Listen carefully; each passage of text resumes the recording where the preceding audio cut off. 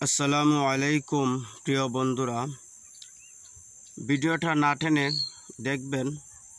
আর যদি ভিডিওটা ভালো লেগে থাকে তাহলে অবশ্যই সাবস্ক্রাইব করে দিবেন। অবশ্যই সম্পূর্ণ ভিডিও না টেনে দেখুন।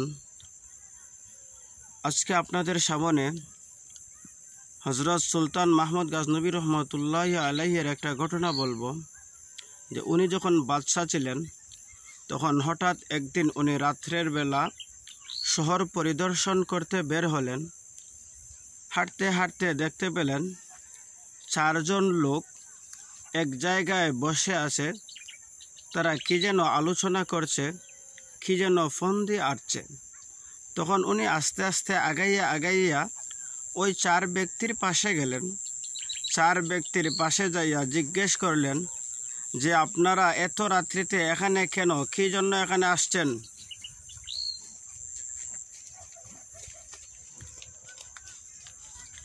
কি জন্য এখানে আসছেন? তখন ওই চার ব্যক্তি একজন বলল যে আমরা আজকে সুলতান মাহমুদ গাজনবীর বাড়িতে চুরি করব, এই জন্য আজকে আমরা এখানে আসছি। আসলে ওরা চিনত না যে সুলতান মাহমুদ গাজনবীকে, আর ওদের সামনে যে স্বয়ং সুলতান মাহমুদ গাজনবী ওদের সামনে দাঁড়িয়ে আছেন তাও ওরা জানে না। যদি জানতো তাহলে অবশ্যই এটা বলতো না, কারণ ওরা তো কখনো কোনোদিন নিজ চোখে সুলতান মাহমুদ গাজনবীকে চিনে না। এজন্য বলছে যে ওনার কাছেই বলছে আমরা সুলতান মাহমুদ গাজনবীর কাছে বাড়িতে চুরি করব। তখন উনি বললেন তোমরা যে সুলতান মাহমুদ গাজনবীর বাড়িতে চুরি করবে এটা তো সাধারণ কোনো বিষয় নয়, উনি তো এই দেশের বাদশাহ। তো তোমাদের কার কি টেকনিক্যাল আছে একটু শুনি। একজন বলল যে আমি যদি হাতের তালু দ্বারা এইভাবে এক হাতের তালু আরেক হাতের তালুতে আঘাত করি তাহলে দরজার তালা খুলে যায়। আরেক ব্যক্তি বলল আমি কুকুরের রাত্রির বেলা কুকুর কি ডাকে, কুকুরের ডাক কি বোঝায়, কুকুরের ডাকের অর্থ আমি বুঝতে পারি, যে সে কেন ডাকছে, কাকে ডাকছে, এটা আমি বুঝতে পারি। আরেক ব্যক্তি বলল যে আমি রাতের অন্ধকারে যাকে দেখি দিনের আলোতে আমি তাকে চিনতে পারি। আরেক ব্যক্তি বলল আমি নাক দিয়ে ঘ্রাণ নিয়ে আমি বুঝতে পারি যে এই ঘরে কি আছে, স্বর্ণ আছে না টাকা আছে না কি আছে, এটা আমি বুঝতে পারি। তো চার ব্যক্তির আলোচনা শেষ হলো। চার ব্যক্তির চারটা গুণ পাওয়া গেল, চুরি করার চারটা গুণ। তারপর ওই চার ব্যক্তি বলল যে আপনি তো একা চুরি করতে পারবেন না, আপনিও আমাদের সাথে অংশগ্রহণ করেন। ঠিক আছে, আমিও তোমাদের সাথে অংশগ্রহণ করলাম। তখন ওনারা বলল যে আপনি যেহেতু আমাদের সাথে অংশগ্রহণ করছেন, বার তো আপনিও সমান সমান নেবেন, তাহলে আপনার কি টেকনিক্যাল আছে চুরি করার সেটাও অবশ্যই আমাদের জানা দরকার, বলতেই হবে। তখন শেষ পর্যন্ত ওদের পিড়াপিড়িতে উনি বললেন যে আমার এমন একটা টেকনিক আছে যে আমার হাতের ইশারায় বিচারকের ফাঁসির রায় ফিরে যায়, বন্ধ হয়ে যায়, অর্থাৎ বিচারক আর ফাঁসির রায় দিতে পারে না। তো শেষ পর্যন্ত ওরা সুলতান মাহমুদ গাজনবী রহমতুল্লাহির বাড়িতে চুরি করতে গেল। প্রথমেই যে বলছিল কুকুরের ডাক কি বোঝায়, কুকুরের ডাকের ভাষা বুঝতে পারে, কুকুরের ভাষা বুঝতে পারে। তাকে জিজ্ঞেস করা হলো কুকুর কেন ডাকছে, কি বলছে?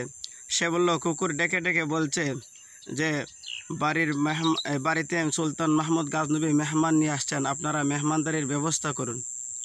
তখন গেল এক ব্যক্তি, যখন বাড়িতে যেয়ে ঢুকলেন তালা মারা ছিল গেটে, তখন অপর ব্যক্তি হাতের তালুতে আঘাত করলো, সাথে সাথে তালা খুলে গেল দুই ব্যক্তি।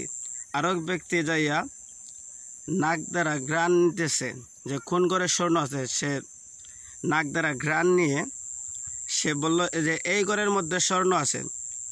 তখন এই ঘরের দরজাতে তালা মারা ছিল, যে ব্যক্তি হাতের তালু দিয়ে থাপা মারে তালা খুলে ফেলতো, সেই ব্যক্তি হাতের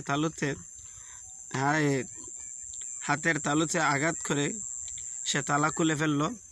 মোট 5 জন স্বর্ণের ঘরে ঢুকলেন স্বর্ণ চুরি করার জন্য। ওনারা স্বর্ণ বস্তা ভরলেন।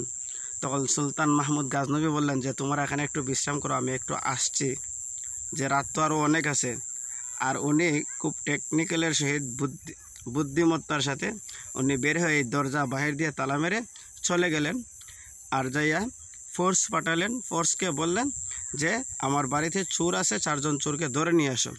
4 জন চোরকে ধরে নিয়ে যাওয়ার পর যখন আদালতে তোলা হলো, ওই যে এক ব্যক্তি বলছিল যে আমি রাতের অন্ধকারে জাগে দেখি, তাকে দিনের আলোতে চিনতে পারি, তখন ওই ব্যক্তি বলল যে আপনি না আমাদের সাথে চুরি করতেছিলেন, আপনি তো আমাদের সাথে চুরি করতে গিয়েছিলেন, তাহলে আপনি এখানে কেন, বিচারকের পাশে কেন? ওনারা আর ওর কথা কেউ আর তেমন একটা গুরুত্ব দেয়নি, কারণ উনি তো বাদশাহ, আর বাদশাহ যে ওদের সাথে চুরি করতে যাবেন এটা তো আর কেউ বিশ্বাস করবে না। তো যাই হোক, তো শেষ পর্যন্ত ওদের ফাঁসির রায় হলো। উনি হাতের আঙ্গুল দ্বারা ইশারা করলেন যাতে ওদের ফাঁসির রায় না হয়। শেষ পর্যন্ত উনি ওই 4 চোরকে তওবা করালেন। তওবার মাধ্যমে ওরা সারা জীবনের জন্য চুরি ছেড়ে দিল। তো একজন নেককার বাদশাহ, পরহেজগার বাদশার সুহবতে 4 জন চোর আল্লাহর ওলি হয়ে গেছে শেষ পর্যন্ত। তো প্রিয় বন্ধুরা, আমরা সবাই নিজের আমলকে পরিবর্তন করি, নিজেকে আল্লাহর ওলি হিসেবে গড়ে তুলি, এবং যাতে আমাদের সুহবতে আসলে আরেকজন আল্লাহর ওলিতে পরিণত হয় এমনভাবে নিজেকে গড়ে তুলি। এজন্যই তো একজন কবি বলছিলেন যে যখন তুমি এসেছিলে ববে, কেঁদেছিলে তুমি, হেসেছিল সবে, এমন জীবন তুমি করেহ গঠন, মরিলে হাসিবে তুমি, খাদিবে ভুবন। তো প্রিয় বন্ধুরা, আজকের মতো এখানে ভিডিওটা শেষ করলাম। তো ভিডিওটা যদি ভালো লেগে থাকে অবশ্যই সাবস্ক্রাইব করে দিবেন। আজকের মতো এখান থেকে বিদায় নিচ্ছি। আসসালামু আলাইকুম রহমতুল্লাহি ওয়া বারাকাতুহু।